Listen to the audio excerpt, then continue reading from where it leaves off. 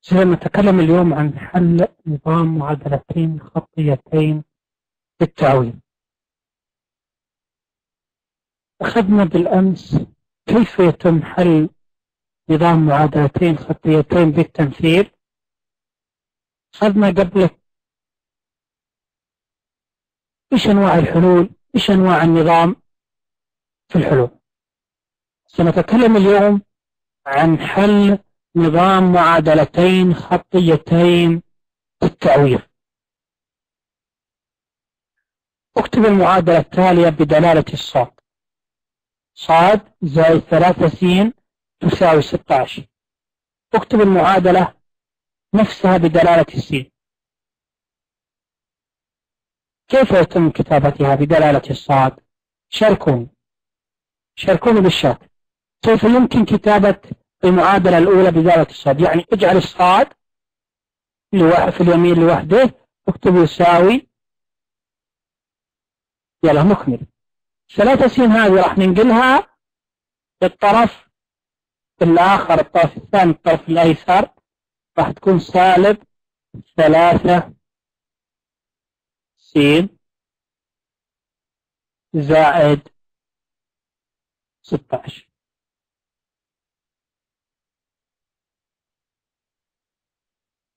إذا الأمور لا، هذه راح في طريقة أخرى.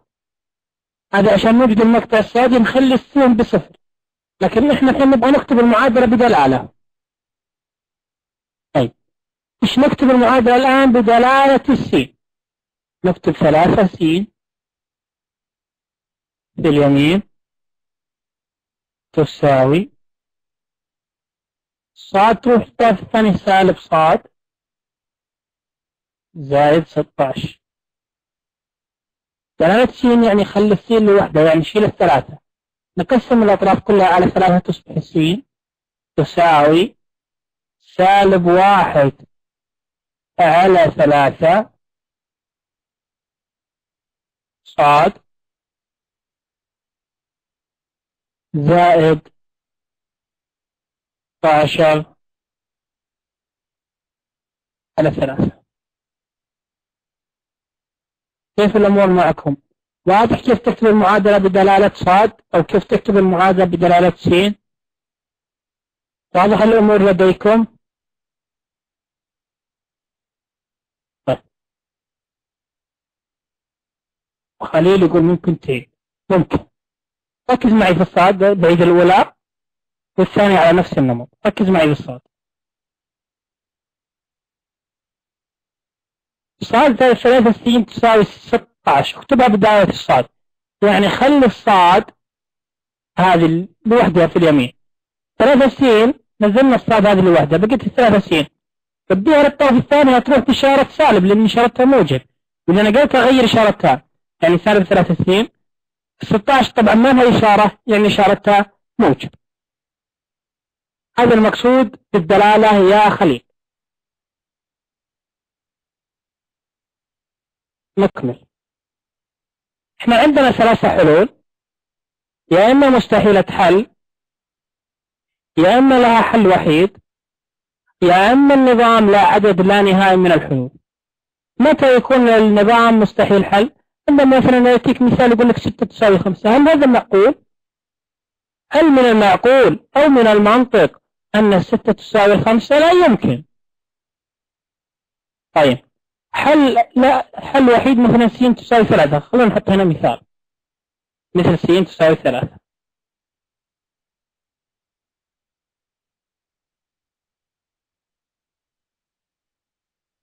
طيب هل في النظام ممكن يكون عدد لا نهائي من الحلول مثل 6 على 6 تساوي 6؟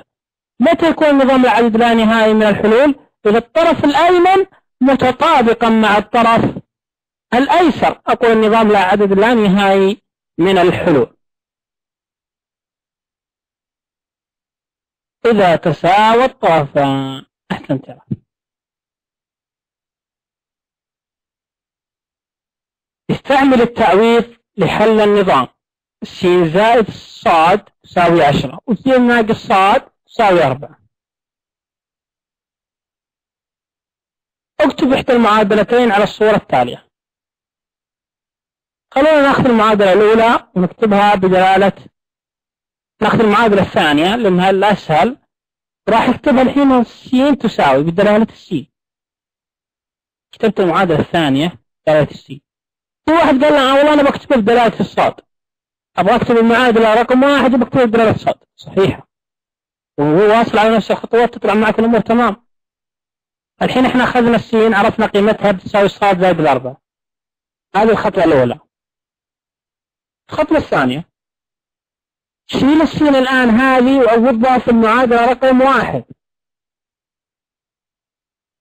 المعادلة رقم 1 ما هي مكتوبة السين زائد صاد تساوي 10. الحين راح أشيل السين وأحط مكانها قيمتها. كم قيمة السين؟ صاد زائد 4. صاد زائد 4 زائد صاد تساوي 10. صاد وصاد ب2 صاد، والأربعة تنزل والعشرة تنزل. 2 صاد تساوي 10، ند الأربعة للطرف الثاني تصبح 10 ناقص 4 يعني 6. 2 صاد ب6 يعني الصاد ب3. والله الحين وجدنا قيمة الصاد، عرفنا القيمة العددية للصاد ب3. هذه الخطوة الثانية. الخطوة الثالثة، لازم أعرف قيمة السين كم تساوي. لابد أن نعرف قيمة السين كم تساوي. عرفنا قيمة الصاد، لابد أن نعرف قيمة السين. أعوض بالقيمة الناتجة في الخطوة الثانية في قيمة الصاد 3 في أي من المعادلتين اللي تريحك.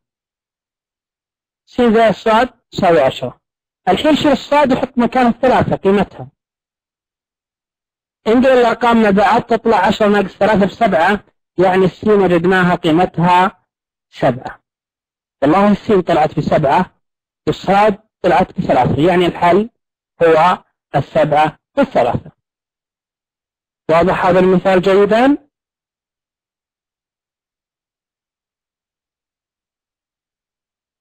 نكمل.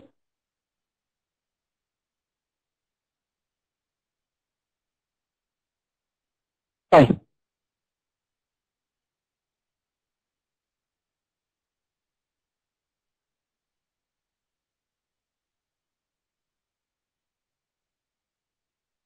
نحل الآن. أحمد الحضر متأخر، طلاب الحضر المتأخرين معنا يمكنهم أيضا يستفيدوا، بس يركزون معنا الآن في التدريب. راح أخلي التدريب هذا حل جماعي عشان الناس اللي حضرت متأخر تستفيد. يلا. صاد الحين موجودة قيمة الصاد. الصاد يقول لك تساوي كم؟ 4 س. والله ريحني، الخطوة الأولى مجهزها. هذه المعادلة الأولى أقدر أستفيد منها مباشرة. يعني أقدر أقول 5 س زائد 3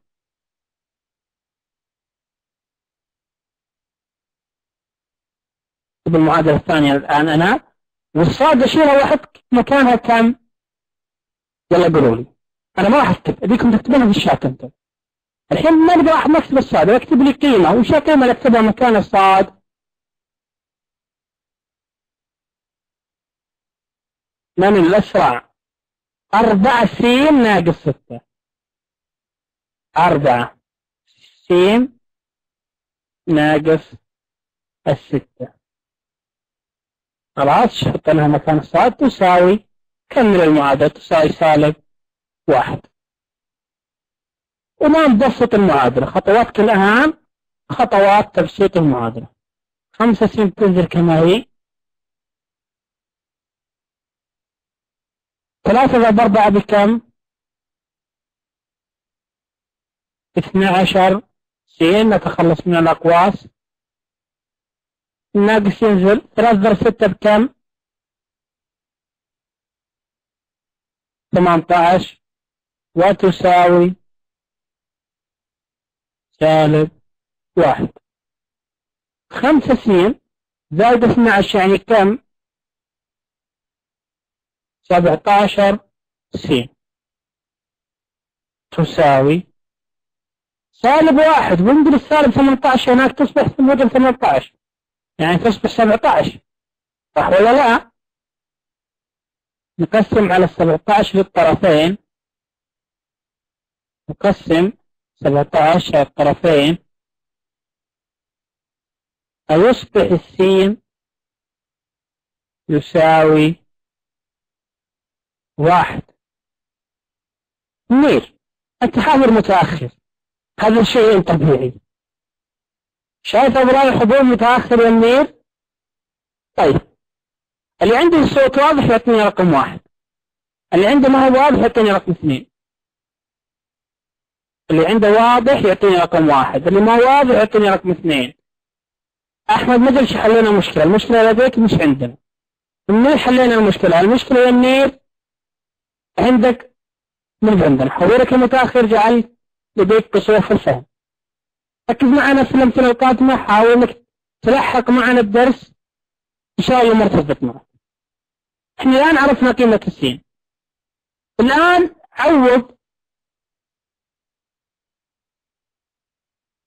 عوض في إحدى المعادلتين عن قيمة السين حتى تطلع قيمة الصاد. خلونا نعوض في المعادلة مثلا الأولى، صاد يساوي 4. ركزوا معنا ندف الشات.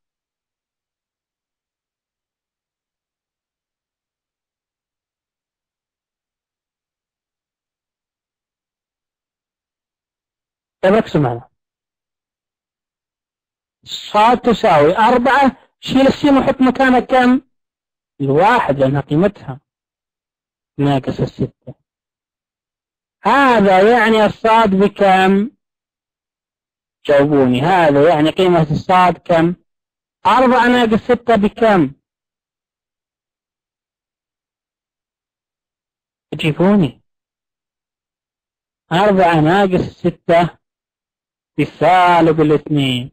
والله الحين عرفت السين وعرفت الصاد، يعني الحل كم؟ إذن الحل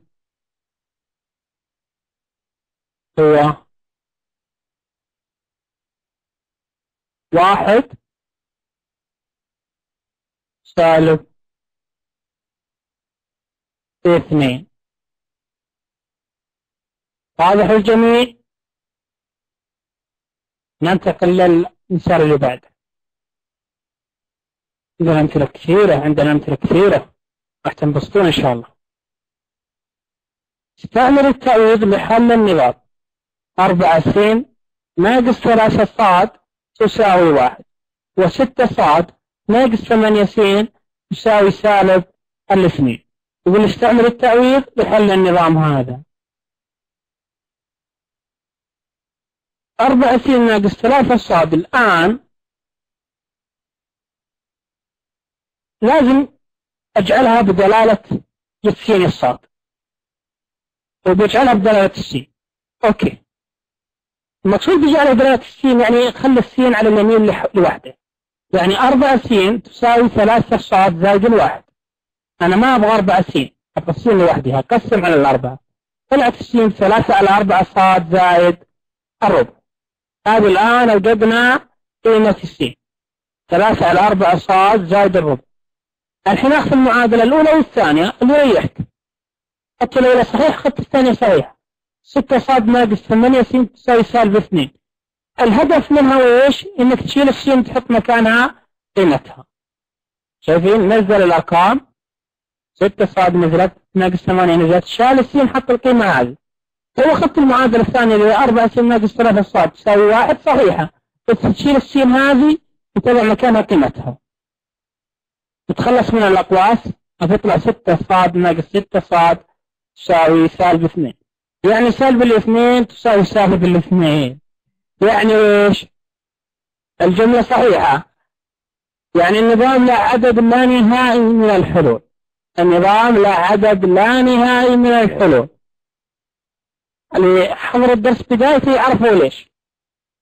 اللي حضر بداية الدرس يعرف الأمور ليش عدد لا نهائي من الحلول.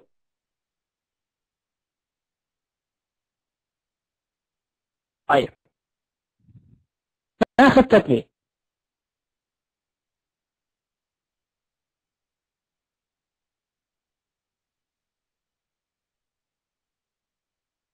س ناقص صاد تساوي 1 و3 س تساوي 3 صاد زائد 3. حل جماعي، نحل هذا جماعي، ايش رايكم؟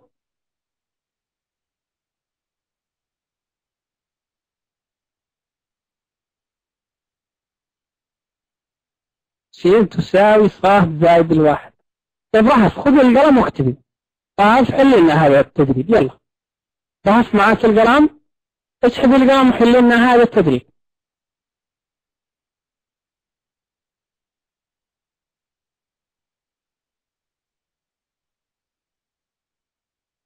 رهف تسمعيني جيدا ولا؟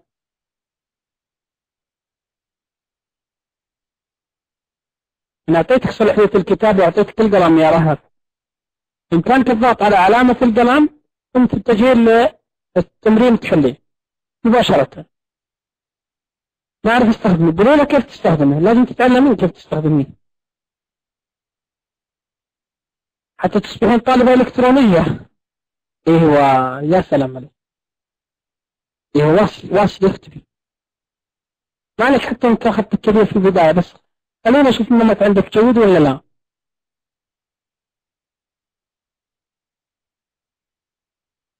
جميل، اكتبي.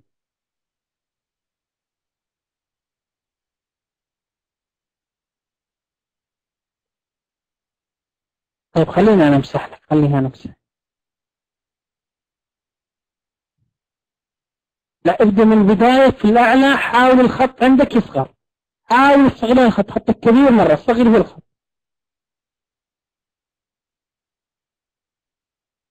ما زال الخط كبير، احنا نحتاج الخط يكون اصغر من كذا يا رهف. صغر بالخط.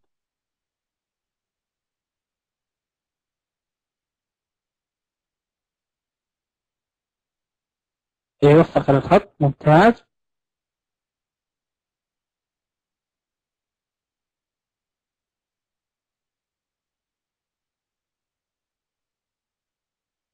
يا سلام. اوجدنا الان قيمة السي. نعوض الآن، وش ودك نعوض المعادلة الأولى ولا نعوض المعادلة الثانية؟ المعادلة الأولى سهلة، خلينا نعوض المعادلة الأولى. يلا نشيل السين في المعادلة الأولى ونحط مكانها صاد زائد 1. يلا رهب. صاد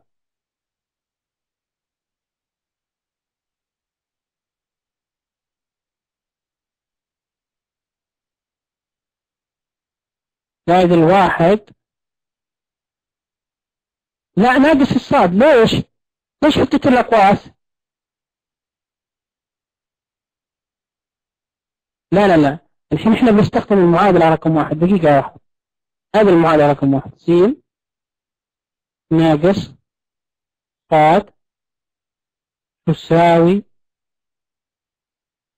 1. الحين ايش دوري أنا؟ راح أشيل السين وأحط مكانها صاد زائد 1.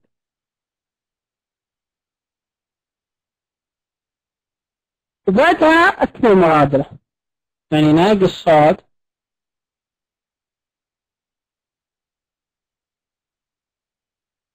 وتساوي 1. والله الحين الصاد هذه بتروح مع الصاد هذه الوحدة موجب واحدة صاد، تبقى 1 تساوي 1. كمل الحل. إشياء 1 تساوي 1.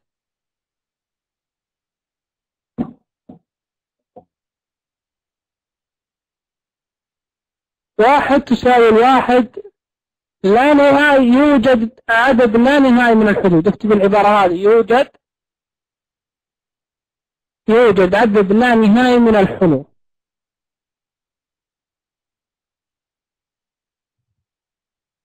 يوجد عدد لا نهائي من الحلول.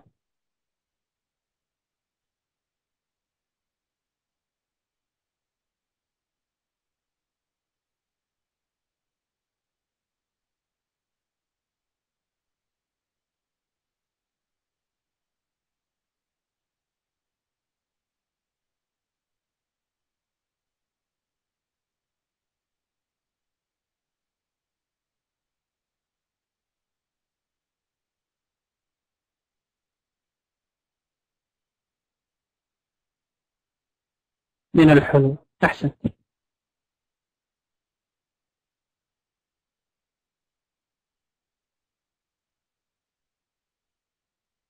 يوجد عدد لا نهائي من الحلول. جميل. هذا حل التمرين الثاني. خلونا نأخذ أمثلة أخرى أيضا.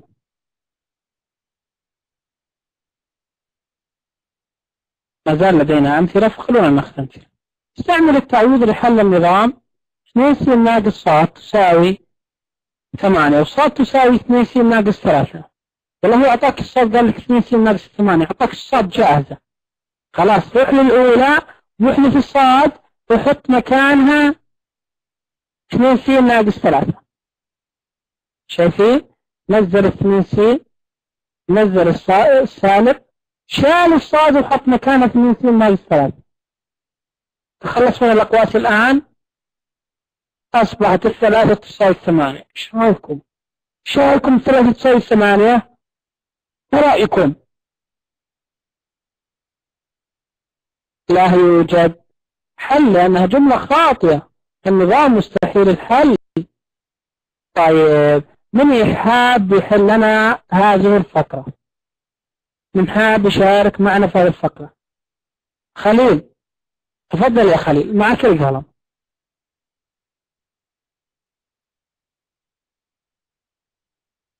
يلا يا خليل أعطيناك القلم، تفضل حل لنا بهدوء، مازال معنا متسع في الوقت، حل لنا بهدوء. استعمل التعويض لحل النظام 2 س زائد 2 ص تساوي 8 وس تساوي 2 ناقص ص. انت عندك هذه جاهزة، السين قيمتها جاهزة، هذه فصلت لما تجي في السؤال جاهزة.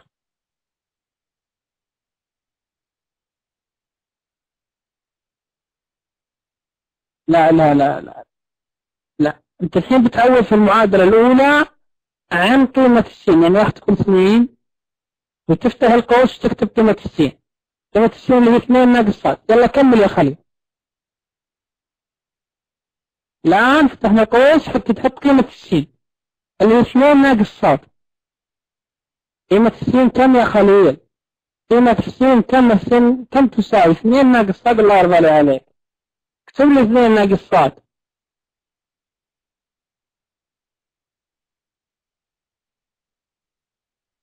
2 ناقص، صغر لي خطك وخله واضح، صغر لي خطك وخله واضح، زائد 2 ص.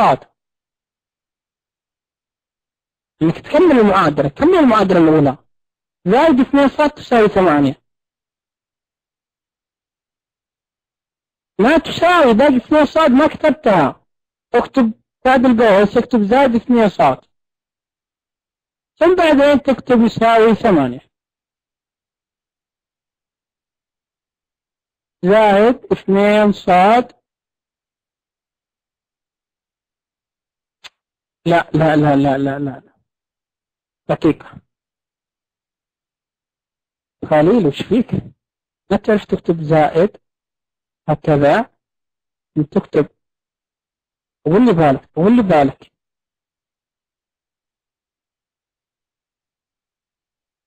اكتب لي زائد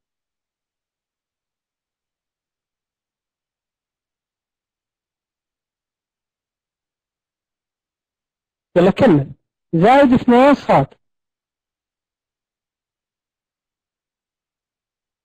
تساوي 8. الآن نتخلص الخطوة الثانية، نتخلص من الأقواس. يلا اضرب لي عدد داخل القوس، تعطيك 4 ناقص 2 ص. اضرب لي 2 داخل الأقواس تعطيك 4 ناقص 2 ص.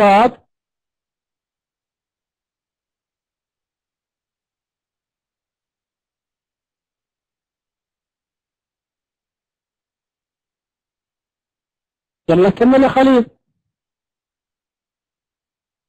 ممتاز.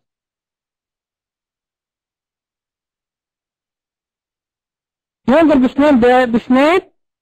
دقيقة دقيقة، وش يعطي 2 ضرب 2 بكم؟ اكتب لي 2 ضرب 2 كم قيمتها؟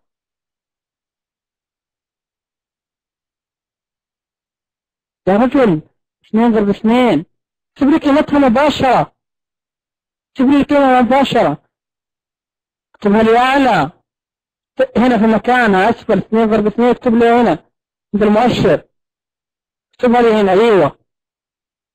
ناقص 2 ضرب الصاد يعني ناقص 2 صاد، ناقص 2 صاد. امسح خليه 4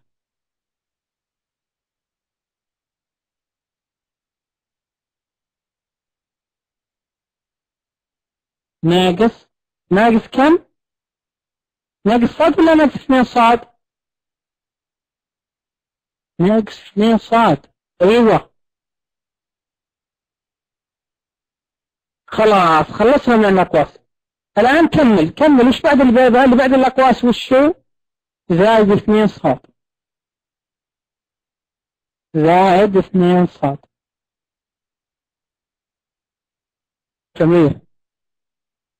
تساوي 8. الآن لما أقول لك ناقص 2 ريال زائد 2 ريال ما تروح مع بعضها؟ ناقص 2 ريال زائد 2 ريال تروح مع بعضها، يبقى الأربعة تساوي 8. تكتب الأربعة تساوي 8 هذه خلاص تنحذف مع بعضها. 2 صاد تنحذف مع سالب 2 صاد، يبقى الأربعة تساوي 8. اكتب لنا يلا يا خليل في السطر اللي تحت اكتب 4 تساوي 8. هل من المعقول أم من المنطق أن الأربعة تساوي 8؟ إذا مستحيلة حل، لا يوجد لها حلول. 4 تساوي 8 اكتب، أنت تكتب وتمسح يا خليل ما أدري إيش سالفتك، ماسك مصر إنك تكتب صاد؟ لا طريقتك الحين أخطيت. لا لا لا لا اكتب لي، اضغطي على كنترول زد. خليل اضغطي على كنترول زد عندك في لوحة المفاتيح، اضغطي على كنترول زد يا خليل.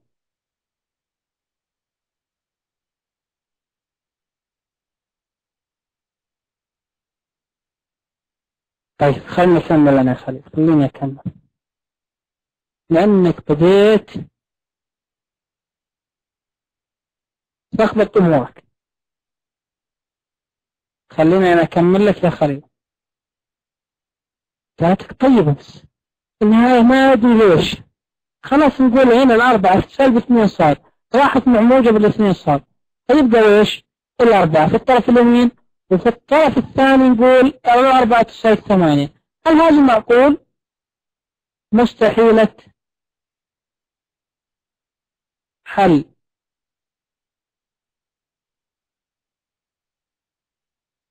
مستحيلة حل يعني لا يوجد حلول، يعني مجموعة الحل. وش مجموعة الحل؟ يا سلام عليك يا علي. مجموعة الحل تساوي طيب. واضح هذا المثال لكم جيدا؟ واضح هذا المثال؟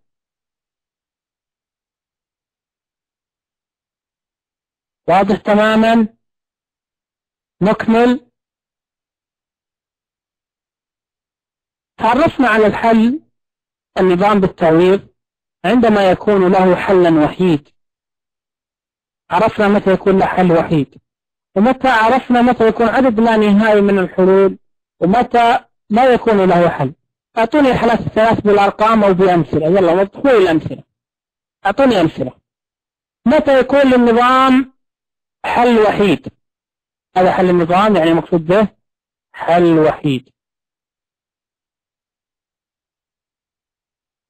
أعطوني مثال له. سلام عليكم. راح تقول المثال الحل الأول مثلا س تساوي 5. هذا النظام يعني له حل وحيد اللي هو 5. طيب متى يكون النظام له عدد لا نهائي من الحلول؟ وضحوا لي هذا الشيء بمثال. ايش رايكم في كلام الله تقول الأربعة تساوي الأربعة؟ ما رايكم؟ توافقونها؟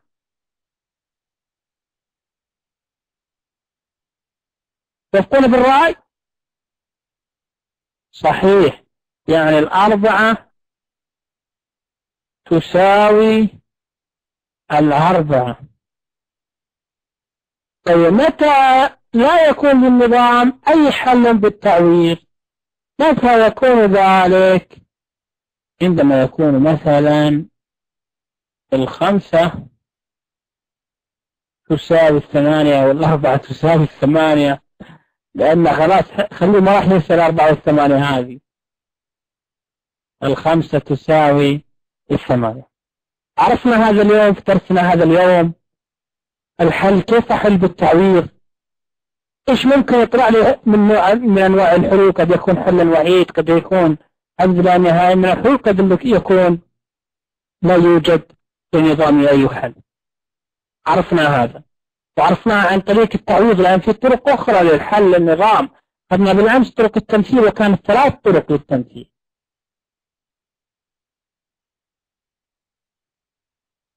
درسنا انتهى. الآن اطرحوا لي أسئلتكم، اطرحوا لي استفساراتكم في الدرس.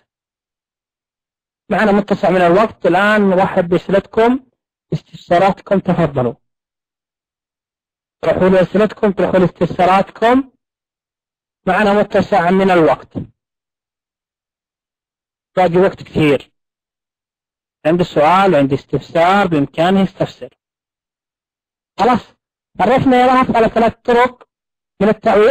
تعرفنا على طريقة التعويض، تعرفنا على أنواع الحلول ال3، خذنا على كل حل مثال وتدريب.